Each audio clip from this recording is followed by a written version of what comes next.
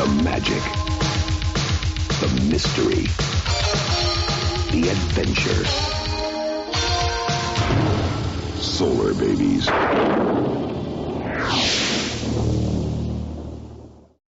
Howdy folks, welcome back to Movie Nights. Here is the winner for this month's Viewer's Choice. It's back! So in yet another one that ended in a landslide defeat, we have Solarbabies, aka Solar Fighters, as it was released on this very strange yellow Blu-ray. I think this is German.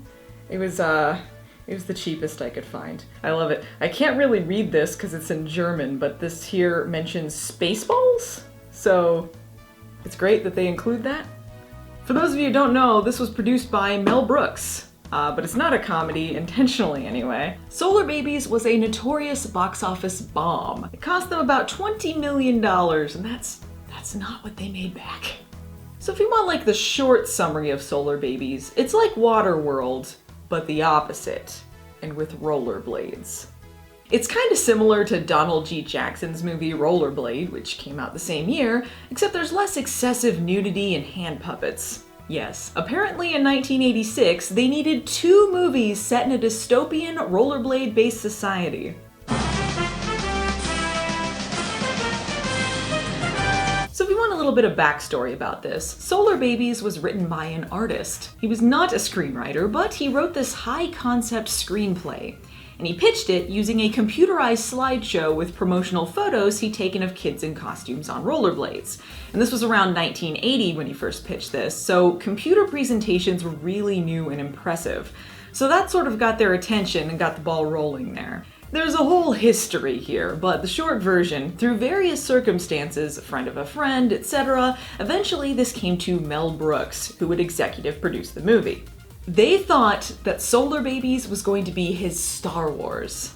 It started out as a concept that was going to be done on a very low budget, but as it always goes in Hollywood, other hands got into the pot. There were rewrites by people who didn't really get the concept, and eventually it became this confusing $20 million box office bomb that nearly bankrupted him. Although I've read a little bit about what the original concept was, and some of the more baffling elements of the movie are still in there, so I don't really know how successful either incarnation would have been.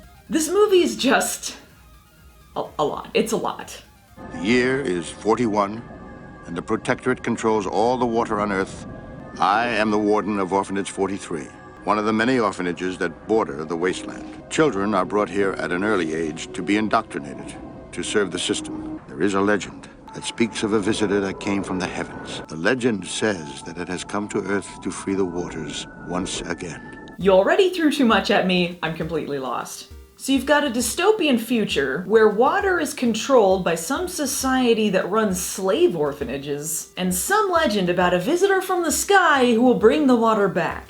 And this is just the exposition to get you up to speed before the real plot starts. Is it supposed to be our future we're seeing, or some fantasy world future where sometimes sci-fi magic shit happens? And then we have the titular Solarbabies, which is the moniker they came up with for their group of future rollerblade orphans who sneak out of their school prison to go play some bullshit rollerblade Quidditch. Sorry, skateball. Skateball seems to be an important part of their society. Why? I don't know. Who cares? Odd name for a skateball team, don't you think? Solarbabies. Soft. No menace. I can't believe they came up with such a non-menacing name for their skateball team. I'm the bad guy. There's some familiar faces in the group, including Jason Patrick and Jamie Gertz of The Lost Boys, and the little kid from Lady in White. He's still acting in some fairly big things as an adult, but whatever, I'm gonna go with the niche reference, Lady in White kid. He is suffering from a crippling case of adorability. Here, he likes to be held. Can't we just play one more game? I mean, Boda wants to play, I bet. And I want to play. What an angelic little cherub boy. Lady in White Solarbaby is deaf. That's not abundantly clear, but he is. Not that it matters for too long, because immediately he finds a glowing space ball that cures his deafness. Spaceballs? What does Mel Brooks have to do with a space ball? You did it. You fixed my ears. Thank you. So if you're feeling like things have gotten a little weird, That's Solarbabies. This glowing ball thing is their legendary space Jesus. And what do when you find a dodgeball messiah and he starts making it rain indoors when you've never seen rain in your entire life? Well, you immediately start playing some bullshit future rollerblade game with him and bounce him off of your hip like you're on the set of Breakin'. Hey, yeah.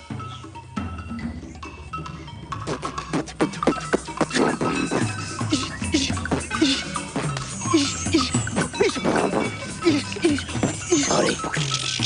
Rabbit, pass it over. It's ridiculous in a way that's really difficult to describe. Like, what is going on here? Maybe don't leave these idiots in charge of saving the world. We never really know if it was actually their space Jesus or just some alien that was fucking with them. If you want answers, you're not gonna find them here. What is going on? And you don't necessarily have to give all of the answers in a work of fiction, as long as it seems like there is one, as long as the creator knows. And I don't think anyone in this production knew anything about anything.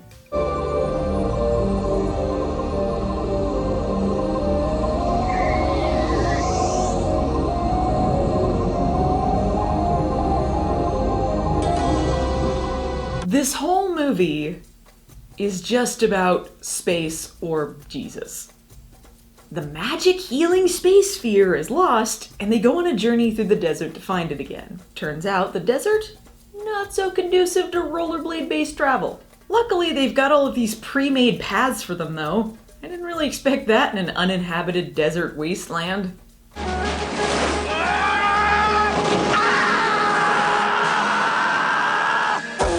Screw you, physics! Half of this movie is Mad Max rollerblade shenanigans. Half of it is just hanging out at the orphanage where nothing happens. I was astounded by how long it took for the movie to actually get going and do something. This journey through the desert takes them to magical places such as Tire Town. Tire Town! A town apparently with a tire-based economy. Doesn't really seem feasible. Skateball, Tire Town, this movie is a whiz with names. There are a lot of superfluous nonsense elements in this movie, like this mysterious bird man who follows them around. Look at how mysterious I am. I have braids in my hair and I can summon birds for some reason. Cut him out of the movie. No reason for him.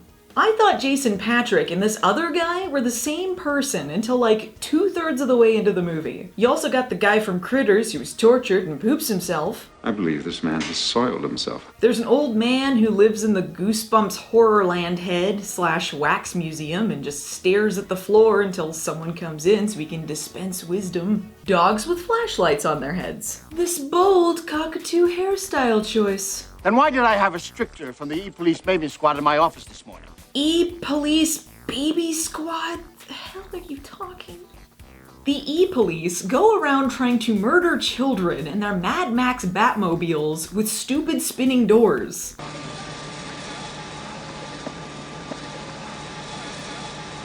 Ah, shit, it's broken.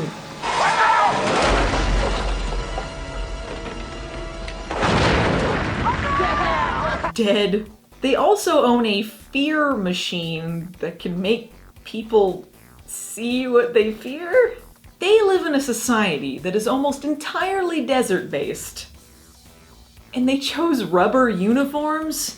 There must be so much swamp ass going on here. On top of the police, they have this wiener leader of the rival skateball group with a stupid haircut. His plot doesn't go anywhere. And they kinda already had a villain with the lead Rubbermaid police guy, so why?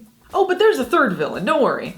Giant shoulder pads lady who's scared to move her face muscles and says science-y things. The fusion lasers have greatly weakened the surface shield. Now it gets interesting. It feels like this is gonna be like a 2-hour epic, but it's actually all squeezed into an hour and a half, and still feels like nothing happens for a long time. I've never had a movie feel so much like everything and nothing all at once. I said it before, and I'll say it again. Our heroes are idiots. A little over an hour in, they have the sphere and they drop it. And the kid's actually holding it, but he gets pulled away like, there's no time! You guys caused your own problems. You did this to yourselves. Randomly, about an hour and 15 minutes into this movie, it's revealed that Jamie Gertz is some sort of long-lost water princess. This secret society lives under the desert and survives because of a melting ice glacier. Nope! They stay there for 2 seconds and then decide they're gonna leave. Why did this happen? They just stumble from plot to plot with no cohesive glue to hold together the narrative. Anyway, this leads them to the place where the water is being held hostage and also the sphere of Jesus space, the Aqua Bunker. How did the Solarbabies find this place? Well, it turns out the Magic Society of Convenience had a map there all along. Why, they never say. Well, then maybe this will help. Plans to the Aqua Bunker. Let's go, come on! All right! Yeah. Turns out, Space Jesus could make it rain indoors, but couldn't handle lasers. Yeah, that's the thing keeping it there. Red alert. Red alert, evac. It could do that the whole time? Asshole! But the evil desert police and scientist people with guns can't handle a bunch of kids with rollerblades and hockey sticks. They save the magic jawbreaker and it fucks off into space or something, begging the question why it came in the first place. The end.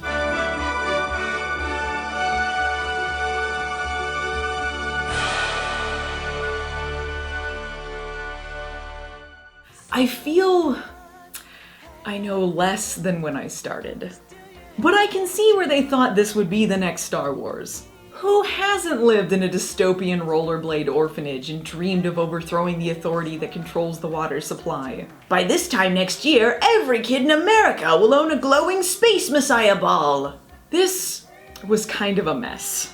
Too many people had a hand in it who didn't know what they were going for, so it goes in no solid direction and just seems like nonsense. On top of all of that, it takes a while to get going and all of their problems seem solved very easily. But there are some fun action bits and the acting is good. Some of the visuals are really compelling, and I think with a clearer direction, this could have been an interesting sci-fi piece. As it is, it's really muddled.